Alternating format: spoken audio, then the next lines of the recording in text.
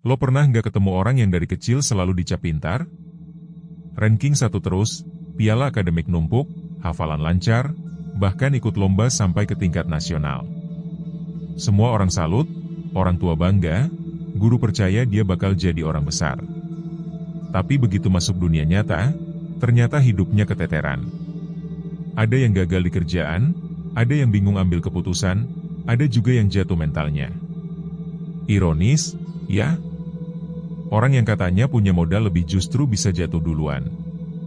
Dan lucunya, kadang yang dulu dianggap biasa-biasa aja justru lebih berhasil. Anak yang di kelas suka duduk paling belakang, nilainya pas-pasan, sering dicap malas, malah di dunia kerja lebih tahan banting, lebih adaptif, bahkan lebih sukses. Pertanyaannya jelas, kenapa orang pintar pun bisa gagal? Jawaban sederhananya, karena pintar itu nggak sama dengan logis. Pintar itu bisa hafal teori, bisa jawab soal ujian, bisa ngerti konsep rumit di atas kertas. Tapi kalau cara mikirnya nggak logis, semua pengetahuannya cuma numpuk kayak file di harddisk yang penuh, ada isinya tapi nggak pernah dipakai. Bayangin ada orang hafal 1000 teori berenang. Dia bisa ceramah tentang gaya kupu-kupu, gaya bebas, sampai sejarah renang dari zaman Romawi. Tapi begitu nyemplung ke kolam, dia malah tenggelam. Kenapa? Karena pengetahuannya nggak pernah diproses jadi pengalaman. Nggak dipakai secara logis. Dan inilah jebakan klasik orang pintar, sibuk koleksi informasi, tapi nggak bisa manfaatin informasi itu. Masalah lain, orang pintar sering terlalu cinta sama egonya. Karena dari kecil udah terbiasa dipuji, mereka ngerasa selalu tahu segalanya. Akhirnya gengsi kalau salah, malas belajar ulang, dan gak mau dengar pendapat orang lain. Padahal logika sejati lahir dari kerendahan hati, dari kesadaran bahwa ada hal-hal yang kita belum tahu. Begitu lo ngerasa paling pintar, lo berhenti berkembang. Begitu berhenti berkembang, dunia ninggalin lo. Jadi, banyak orang pintar gagal bukan karena kurang cerdas, tapi karena terlalu percaya diri sama kecerdasannya. Belajar dengan logika itu beda sama belajar sekadar hafalan. Kalau lo cuma numpuk informasi tanpa ngerti hubungan antar konsep, otak lo kayak gudang berdebu. Tapi kalau lo hubungkan informasi baru dengan yang lama, logika jadi lem perekat. Informasi lebih nempel, lebih mudah dipakai. Itulah kenapa orang yang gak terlalu pintar secara akademis bisa lebih cepat ngerti. Karena mereka belajar dengan logika, bukan sekadar ngulang kata per kata. Belajar juga gak bisa cuma percaya teori. Semua harus diuji. Orang pintar sering terjebak di dunia textbook, semua ideal, semua sempurna. Tapi begitu teori itu ketemu kenyataan, sering gak cocok. Belajar sejati itu kayak eksperimen. Coba, gagal, evaluasi, ulang lagi. Kalau nggak ada proses itu, ilmu lo cuma jadi pajangan, kayak rak buku penuh tapi nggak pernah disentuh. Kesalahan fatal lain, banyak orang pintar bikin segalanya ribet. Padahal tanda lo beneran paham adalah bisa nyederhanain sesuatu yang rumit. Kalau lo bisa jelasin konsep ke anak kecil, berarti lo paham. Tapi kalau lo butuh 50 slide buat ngejelasin, kemungkinan besar lo sendiri masih bingung. Masalahnya, dari kecil sistem pendidikan ngelatih orang buat ngejar label, bukan logika. Nilai A, ranking, gelar panjang. Semua itu bagus, tapi kalau tujuan utama lo cuma label, lo gampang kosong.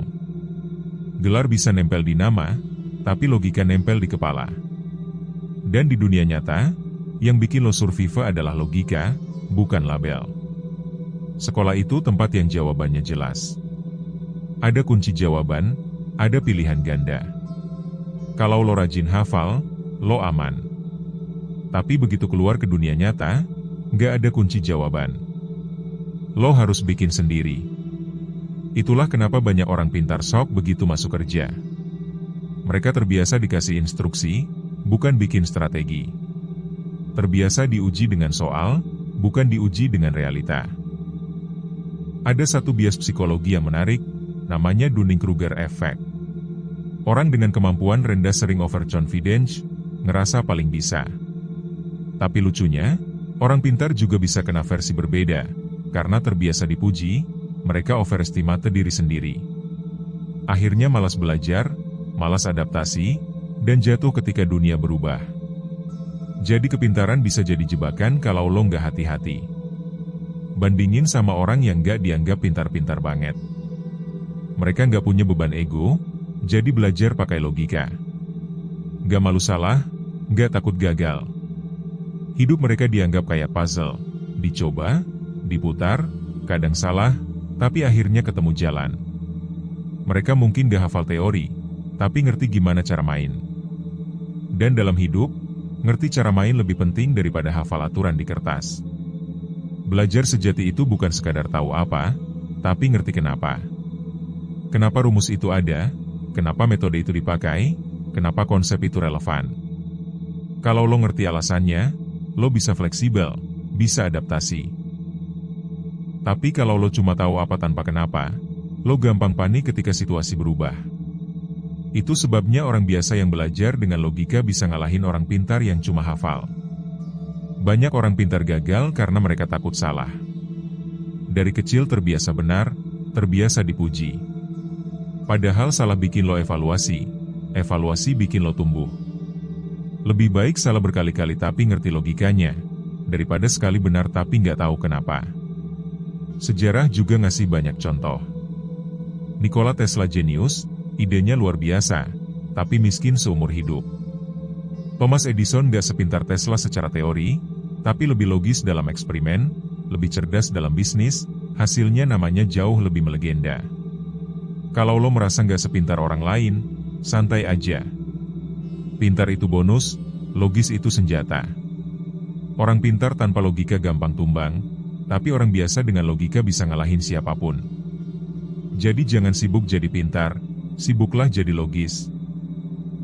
Karena di dunia nyata, yang bertahan bukan yang paling hafal, tapi yang paling bisa mikir.